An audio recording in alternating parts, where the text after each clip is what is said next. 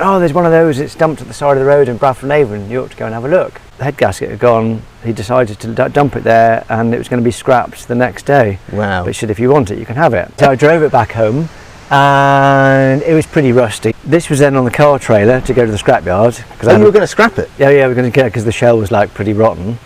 And while we were sweeping up in the garage, we found a bank card and it had my mother's name on it. Wow.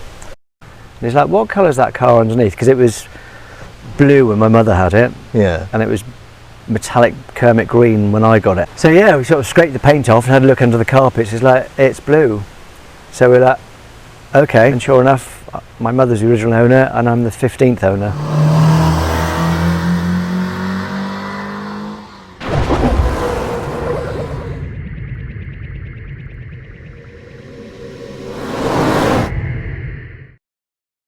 Drew, 1968, Singer Stiletto. Sunbeam Stiletto. Sunbeam Stiletto? Sunbeam Stiletto, was there yeah. a Singer version? There was, yeah. The Singer ones were these sort of posh versions. They had oh, right. sort of walnut trim and things. Right. Yeah. But it's got quite a story to it, this car, hasn't it? Yeah, it has. My mother bought it new in 1968. Wow.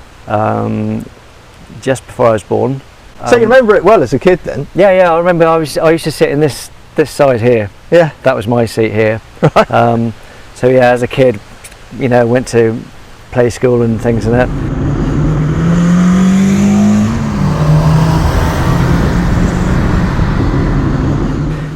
Then my mother got diagnosed with cancer in 1974.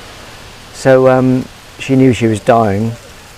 So basically she made the effort to take me to see all relations and family and things. So right. We actually went to Stornoway in it. You went to Stornoway in this car? From Slough. Wow. So yeah. So she died and we moved from Slough. The car got sold in Slough. Right. We then moved to Norton St Philip, not far from here. Right.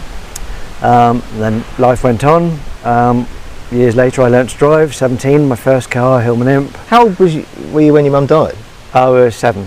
Right, so this is 10 years later and your first car's a Hillman Imp? First car's a Hillman Imp. Right. Just a plain standard super.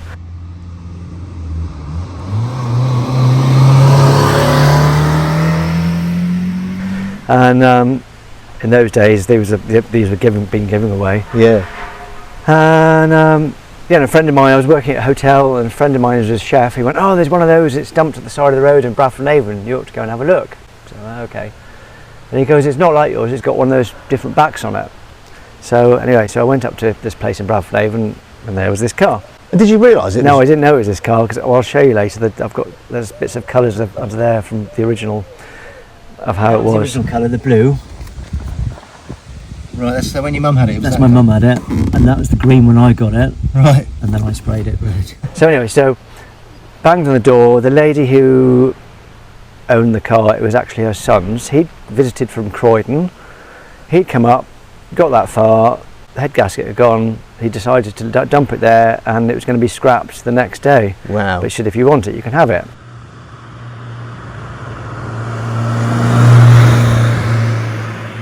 So. Literally just have it? Just have it. So in those days, as you did, you just like got in it and drove it. You didn't worry about, you know.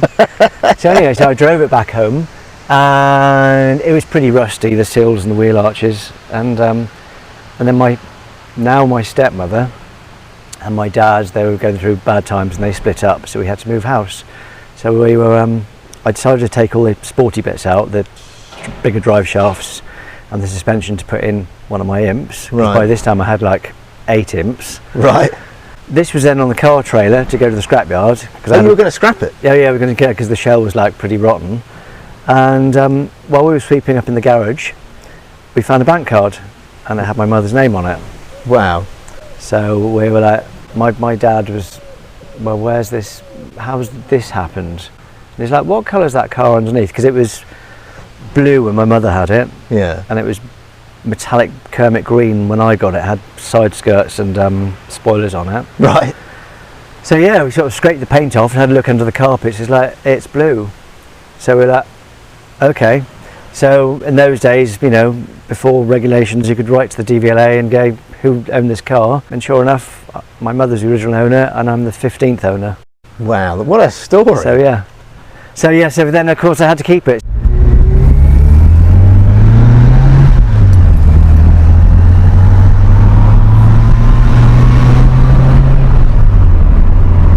So, you know, as a 17-year-old with no money, what do you do? So it was in various lockups and yeah, people's driveways under tarpaulins, and eventually I got around to, you know, getting it done. So how long ago did you get it back up and running?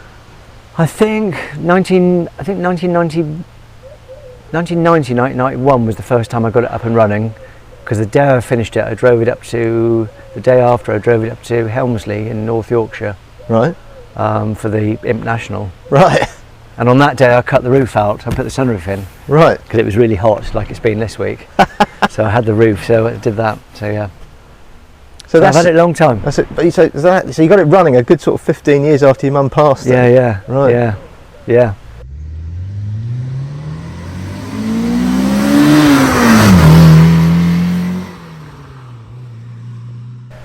So it's come on a bit since then as well, hasn't it? I mean, It has. It's not perfect by any means. But you've got rid of the original Imp engine. You got sick of it. Yeah, I've had many years of Imp engines, and they're great. They're fantastic little engines, and I love them. But there was a guy in the club that turned up in a Clan with a BMW engine in it. So for those of us who aren't Imp aficionados, the Clan is an Imp-based kit car, isn't it? Yeah, based on an Imp. Yeah. Quite successful little race car. Yeah, made fiberglass. They're light. They're really good. But so you've replaced the Imp engine with a BMW K1200 RS. So what sort of year bike is that from? Sort of 2000, 98, 99, 2000. So it's a four-cylinder inline. Four-cylinder inline on its side, basically. 1200cc, 16-valve, twin overhead cams. Yeah. And how much power does that make compared with the Imp engine? Well, the Imp engines was for the Sport, I think it was 46, 48 brake. Right. And I think this is now about 120. Wow.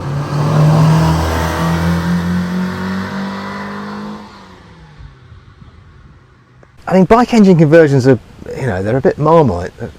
Quite often you end up with no reverse gear and you get the bike gearbox and everything's a bit like that. Yeah. No, this is lovely. But this is brilliant because it bolts straight to the, well, not straight, there's an adapter plate involved, but it goes onto the Imp transaxle, doesn't it? And so you keep the gearbox and you've got reverse gear, and it's just, and you got in it earlier and just turned the key and off it went. It's sat just, there it's lovely.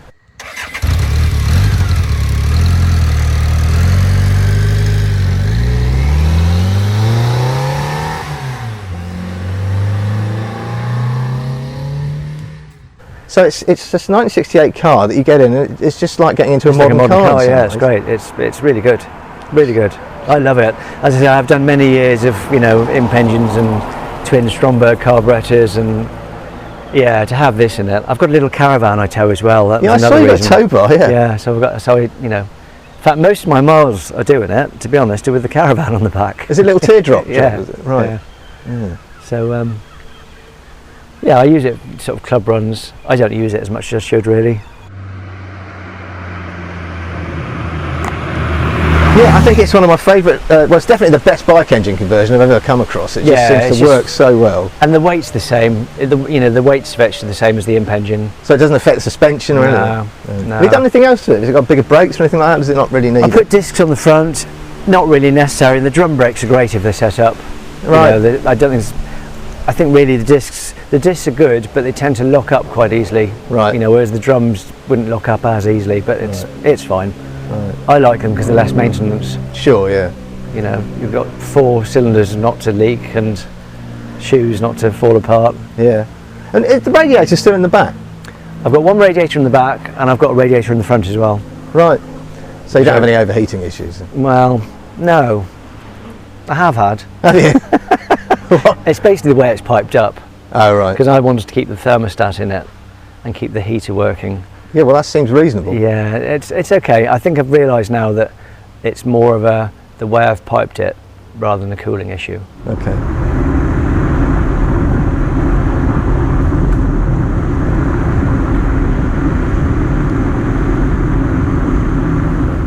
Well, I think it's a fantastic little thing, and it's a fantastic story. Yeah, thank you. It's lovely. It's so lovely that you managed to save it. Yeah, Lockdown did me well because you know, I got paid to stay at home and play with my own Stiletto. car, so I put new seals in it, new floor in it, new wings at the back. Right. The only thing is I painted it in December panel by panel, which is hence the paint is, the bonnet is terrible. I don't know what happened there. Yeah, well, paint's a bit of a dark art, isn't it? Yeah, it's cellulose as well, so I'll come back to that. Yeah, you can always do that again. But at least there's no rot in it anymore. No. Well, I think we should go for a drive. Okay, cool. Great. Let's do it.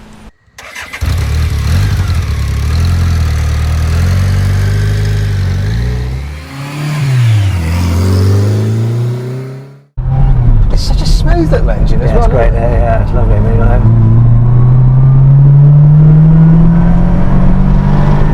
and of course, it'll do that all day long. yeah. Now going bang. Yeah, that's super smooth.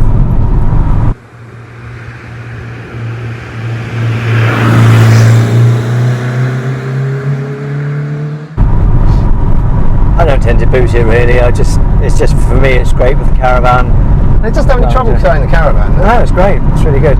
The caravan's only, I think, 320 kilos I weighed it. Right. So it's not heavy, but it's more the wind resistance, I think. You know, when you're on the motorway. Of course, it's wonderfully quiet for a 1968 car. Obviously, all the noises. All the noise behind you, and I put lots of sound deadening in it.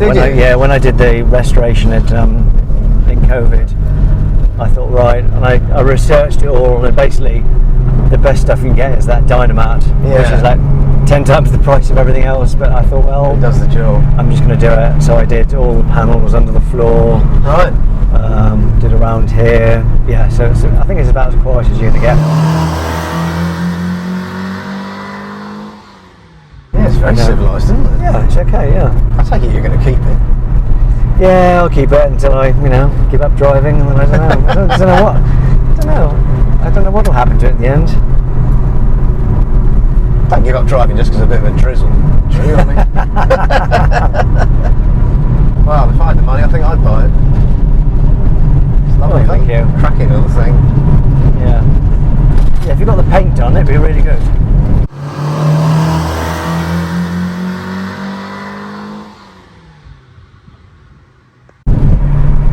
Paint was done nicely. It's not too bad. The bonnet, I don't know what happened with the bonnet. It kept reacting. Yeah, it does that cellulose. And then a friend of mine who's got a spray shop up there, actually, he went through, how are you? I just leave it for 6 months now.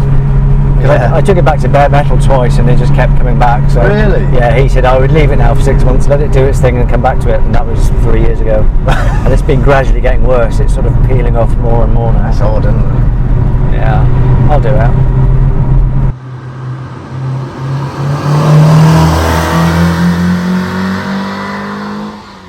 Well, thanks, Drew. It's been a pleasure. Thank you very much. It's been a pleasure for me as well. And if you've enjoyed this video, please like, subscribe and share it with anyone you know.